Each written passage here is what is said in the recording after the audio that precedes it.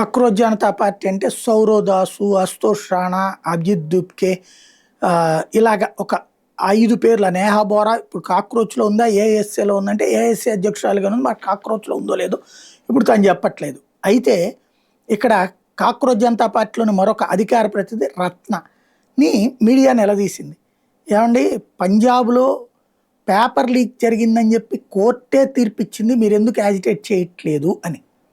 ఇక్కడ ఆ పంజాబ్ వీళ్ళని వెంటాడుతుంది. జార్ఖండ్లోనేమో ప్రొటెస్ట్ చేయకుండా మద్దతు అన్న ప్రకటించారు, పంజాబ్లో ప్రకటించడం కూడా ప్రకటించారు. ఇదేంటంటే ప్రజలు మా మీద ఓవర్ ఎక్స్పెక్టేషన్ పెట్టుకున్నారు, మేము దేశమంతా చేసేయలేము ఇట్లాంటిది అని ఆమె చెప్పుకొస్తుంది.